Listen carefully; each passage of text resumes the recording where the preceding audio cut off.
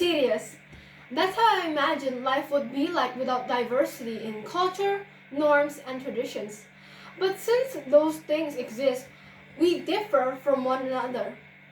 Nonetheless, striving for originality, for uniqueness is still an emerging desire for us humans and so remains one big obstacle to overcome. Especially nowadays, it's because of the existence of lots of substantial and readily available platforms that have been showcasing ideas that would inspire and for some reason make us aspire. Take the fashion industry for example, where one's success is sometimes linked with accusations of plagiarism, stealing, and appropriation. Sometimes in fashion, you can't help but wonder, does taking inspiration from an outstanding pre-existing idea count as cultural appropriation? And if it does the industry itself suffer, or are they the ones causing it? And again, if it does, are there ways to resolve such issue? A pleasant day to you, our dearest judges, the committee members, and everyone who's watching this video. My name is Denisha Puteri, and I'm from SMAK BPK Penabur, Bandar, Lampung. Today, I will be talking about cultural appropriation in the fashion industry. More specifically, does the fashion industry contribute to cultural appropriation?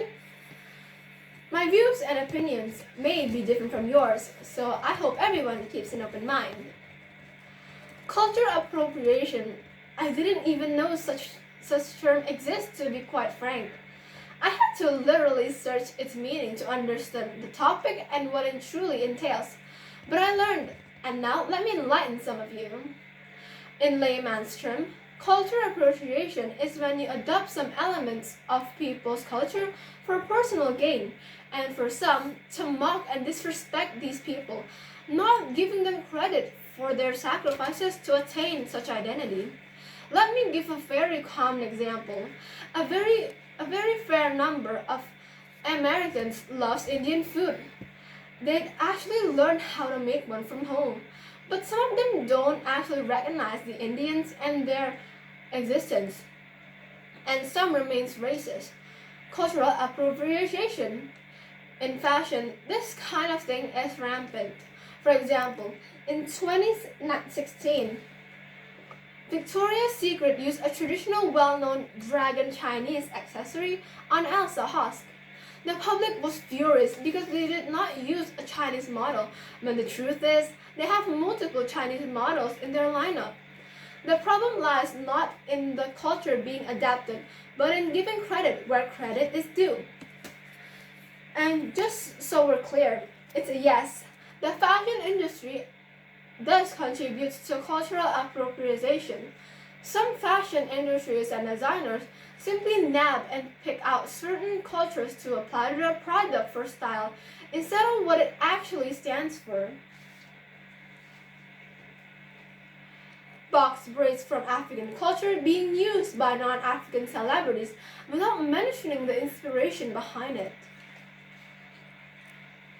And Jietao, or the Chinese New Year's dresses being labeled as Halloween costumes.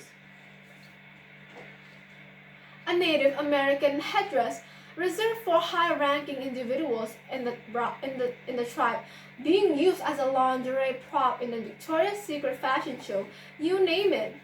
How would you feel if a group of foreigners wears batik-inspired clothing and accessories in a fashion show or in some collection, but fails to mention Indonesia? Bitter?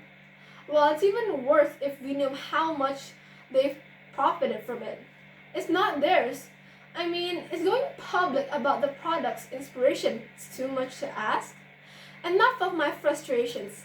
I've presented a problem, and now before I end my speech, I would like to try to give some feasible solutions to put an end to this cultural appropriation once and for all. I know I sound a little in over my head, but I'm just going to pretend the fashion leaders and leading designers are listening. Number one, since most of it comes from ignorance.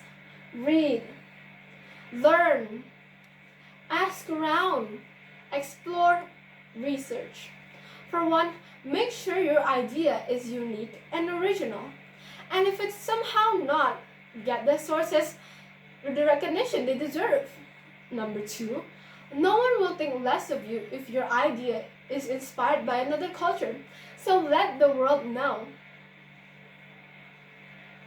Like what I've been saying earlier, it's extremely difficult to come up with original ideas nowadays, so getting inspirations from other cultures isn't an issue, as long as you recognize the people in the process.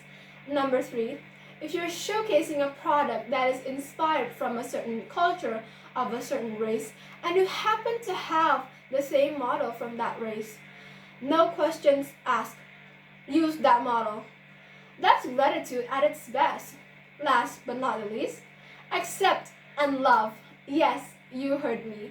If you accept the fact that you're not the only living intelligent creature in this world and start loving people in general, racism and mockery of other races, cultures will perish like others, like dust.